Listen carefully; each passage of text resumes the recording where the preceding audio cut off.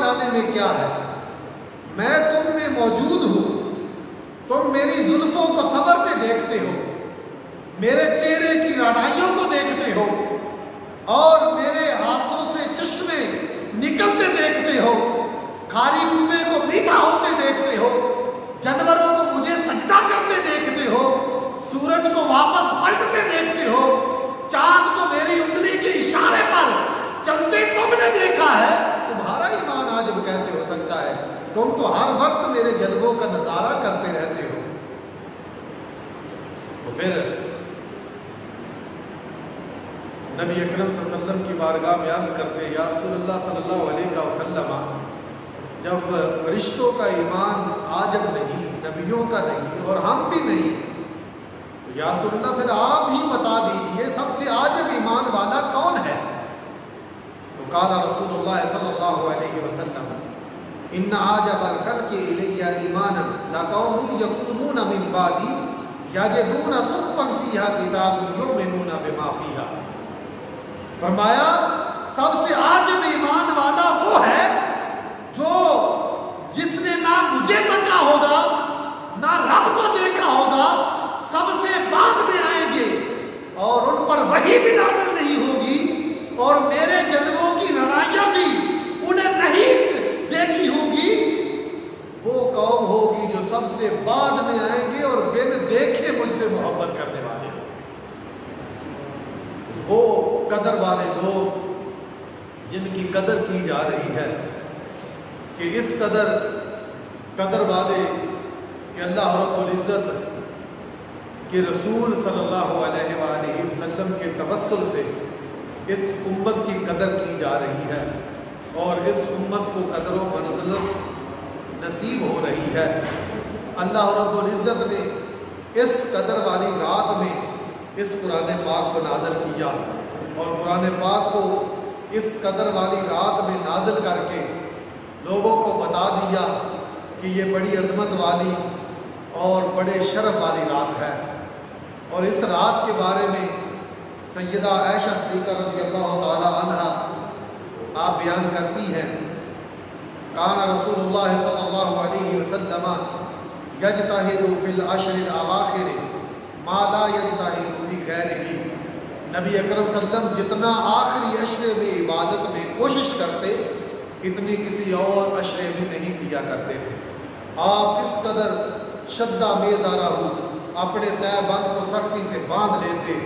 اور خود بھی جاگتے اور اپنے گھر والوں کو بھی جگایا کرتے تھے، اور بالخصوص شب قدر کی رات کو اپنے گھر والوں کو جگاتے اور جگا کر انہیں کہتے کہ اس قدر و منزلت والی رات کو حاصل کرو، کتنی برکتوں والی یہ رات ہے۔ تو صحابہ اکرام رضوان اللہ علیہم اجمعین اور نبی اکرم صلی اللہ علیہ وسلم کے گھر والے اس رات کو تلاش کرتے اور آخری عشرہ میں بالخصوص 27ویں میں سیدہ عائشہ صدیقہ رضی اللہ تعالی عنہ آپ بیان کرتی ہیں، قلت یا رسول اللہ صلی اللہ علیہ وسلم تو ایو لیلۃ لیلۃ القدر ما اقول فیہا، یا رسول اللہ صلی اللہ علیہ وسلم اگر مجھے پتہ چل جائے کہ لیلہ قدر کون سی رات ہے تو میں اس میں کیا کہوں، اور مجھے پتہ چل جائے کہ یہی لیلہ قدر ہے اور اس کو میں پا لوں تو میں کیا کہوں؟ قال قولی اللہم انک عفو تحب العفو فاعف عنی۔ تو فرمایا کہ اگر تجھے وہ رات نصیب ہو جائے تو اس رات میں اپنے رب کی بارگاہ میں عفیت مانگنا، بخشش مانگنا اور یہ عرض کرنا اللہم انک عفو، اے اللہ تو کثیر درگزر فرمانے والا ہے، کثیر بخشش فرمانے والا ہے، تو حب العفو اور بخشش کو تو پسند فرماتا ہے، فاعف عنی، اے رحمان مجھے معاف فرما دے۔ تو یہ اپنے رب کی بارگاہ میں دعا مانگنا، تو سیدہ عائشہ صدیقہ رضی اللہ تعالی عنہ پھر ظاہر ہے جب رمضان المبارک میں یہ رات پایا کرتی تو اس رات میں یہ دعا مانگا کرتی، اور بالخصوص آخری عشرہ کی تاک راتوں میں آپ یہ کثرت سے دعا مانگا کرتی، اور یہ آخری عشرہ کی رات یہ دعا بھی ہے اللہم انکا عفو تحب العفو فاعف عنی فاعف عنی، تو یہ اللہ کی بارگاہ میں التجا کرتے رہتے۔ آج لوگ اللہ کی بارگاہ عالیہ میں کھڑے ہیں اور عبادت کر رہے ہیں، ریاضت کر رہے ہیں، اور یہ بھی حضرت انس رضی اللہ تعالی عنہ سے روایت ہے، قال رسول اللہ صلی اللہ علیہ وسلم اذا کان لیلۃ القدر نزل جبرائیل علیہ السلام فی قبقبۃ من الملائکۃ، جب رات 27ویں رات ہوتی ہے، قدر کی رات ہوتی ہے، تو حضرت جبریل امین فرشتوں کی جماعت میں، قبقبہ یہ جماعت کو کہتے ہیں، فرشتوں کی جماعت میں زمین پر نازل ہوتے ہیں اور دیکھتے ہیں کون کون سے لوگ اللہ کی عبادت میں مگن ہیں اور کون کون سے اللہ کی عبادت کر رہے ہیں۔ تو نازل جبرائیل علیہ السلام فی قبقبۃ من الملائکہ، اللہ کے فرشتوں کی جماعت میں آسمان سے زمین پر آتے ہیں اور آ کر یصلون علی کل عبد قائم او قاعد یذکر اللہ عز وجل، اور جب زمین پر آتے ہیں اور زمین پر جتنے بھی بندے اللہ کا ذکر کر رہے ہوتے ہیں، اللہ کی حمد و ثنا کر رہے ہوتے ہیں، بیٹھ کر یا کھڑے ہو کر ان سب کے لیے وہ بخشش کی دعائیں کرتے ہیں، اللہ کی بارگاہ میں عافیت مانگتے ہیں۔ بندہ خود بھی اللہ کی بارگاہ میں یہ دعا مانگ رہا ہوتا ہے، اللہم انکا عفو کریم تحب العفو فاعف عنی۔ بندہ بھی اللہ کی بارگاہ میں بخشش مانگتا ہے، اے اللہ تو کثیر بخشنے والا ہے، بخشش تو پسند کرتا ہے، مجھے بھی معاف کر دے۔ تو وہ کتنی سہانی گھڑی ہوگی جب اللہ کے فرشتے بھی اس کے لیے بخشش مانگ رہے ہوں گے، وہ بھی مانگ رہا ہے، اللہ کے فرشتے بھی مانگ رہے ہیں، اور اللہ اس گھڑی میں کیا اپنے بندوں پہ نازل کروا رہا ہوگا کہ میرے بندوں تم بھی میری بارگاہ میں بخشش مانگ رہے ہو، میرے فرشتے بھی تمہارے لیے بخشش مانگ رہے ہیں، تو فرشتوں دعا ہو جو میں نے اپنے بندوں کو معاف فرما دیا ہے۔ تو اللہ اپنے ان بندوں پر اپنی بخشش کو نازل فرماتا ہے اور بخش دیتا ہے جو بندے اس مقدس رات میں کھڑے ہو کر اللہ کا ذکر کرتے ہیں، اس کی حمد و ثنا کرتے ہیں، عبادت کرتے ہیں۔ احباب ذی احتشام،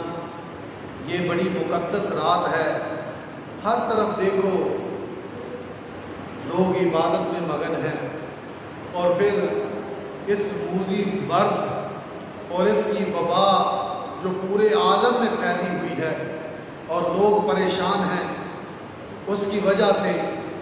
اور اللہ رب العزت کی بارگاہ میں آج رات بالخصوص ملک و قوم کے لیے وہ دعا مانگیں گے، اور اللہ رب العزت، چلو کوئی گناہ گار ہوگا لیکن اللہ کی بارگاہ میں اکثر لوگ نیک بھی تو ہیں، اللہ کسی نہ کسی کی دعا کے صدقے اس موذی مرض سے عالم اسلام کو، عالم دنیا کو نجات عطا فرمائے گا۔ اللہ کی بارگاہ میں دعا ہے کہ خالق کائنات ہمارے جان و مال کی حفاظت فرمائے اور ہمیں اس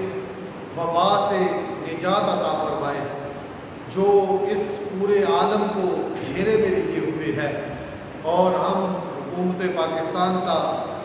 بالخصوص چیف جسٹس صاحب کا شکریہ ادا کرتے ہیں کہ جنہوں نے پورے عالم میں رونقیں بحال کی، جنہوں نے پورے پاکستان میں لیلہ قدر کی رات میں ختم قرآن کی محافل کو سجا کر اس احسان عظیم کیا۔